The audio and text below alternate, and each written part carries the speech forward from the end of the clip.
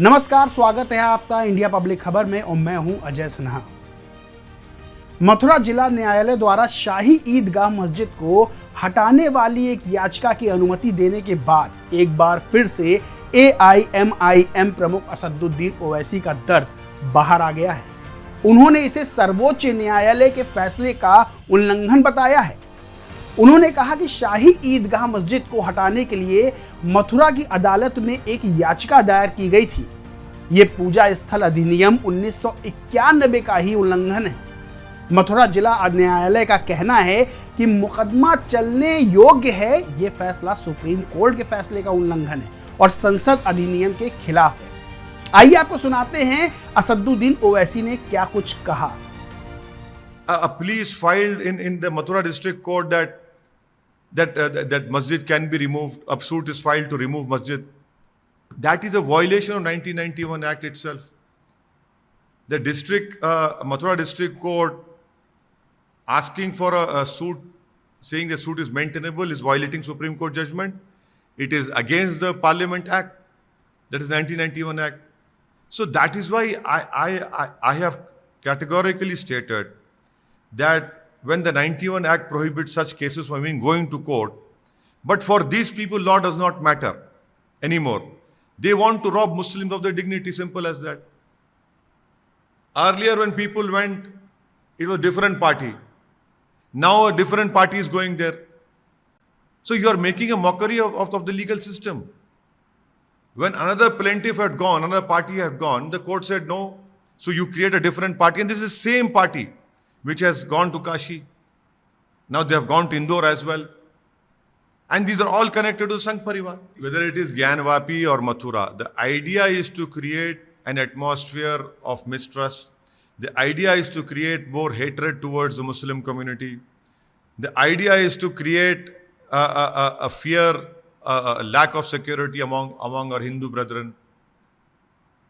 And the whole purpose is to take back this country back in time, that is in late 80s, pre-demolition and post-demolition of Babri Masjid.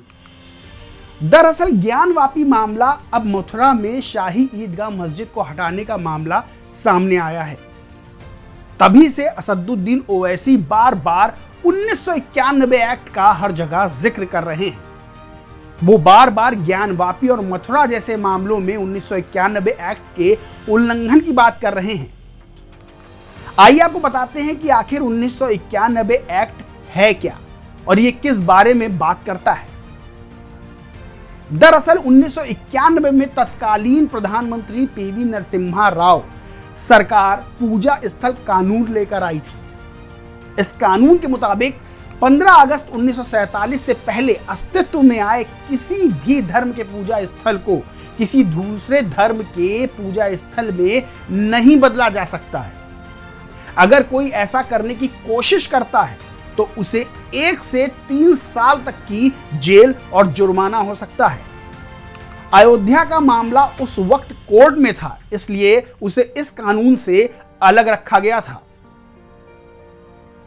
इस कानून की धारा 2 कहती है कि अगर 15 अगस्त 1947 तक मौजूदा किसी धार्मिक स्थल के चरित्र में बदलाव को लेकर कोई याचिका या अन्य कार्रवाई किसी अदालत, न्यायाधिकरण या अन्य प्राधिकरण में लंबित है तो उसे बंद कर दिया जाएगा। वहीं कानून की धारा 3 किसी पूजा स्थल को पूरी तरह या आंशिक रूप से किसी दूसरे धर्म के पूजा स्थल में बदलने पर रोक लगाती है। यहां तक कि अधिनियम की धारा 3 किसी भी धार्मिक संप्रदाय के पूजा स्थल के पूर्ण या आंशिक रूप से धर्मांतरण को एक अलग धार्मिक संप्रदाय के पूजा स्थल या धार्मिक संप्रदाय के एक अलग खंड में बदलने पर भी रोक लगाती है। मतलब ज्ञानवापी और मथुरा जैसे मामलों पर ओवैसी 1991 एक्ट की दुहाई देकर यह बताने की कोशिश कर रहे हैं कि इस मामलों में किसी भी तरह का उक्त जगह पर बदलाव नहीं किया जाए, जैसा कि याचिकाकर्ताओं द्वारा मांग की गई है कि ज्ञानवापी में वजू घर को हटाया जाए या फिर वहां पर रोज पूजा की अनुमति दी जाए। धारा 4(1) कहती है कि 15 अगस्त 1947 को किसी पूजा स्थल का जो चरित्र था उसे वैसा ही बनाए रखना होगा।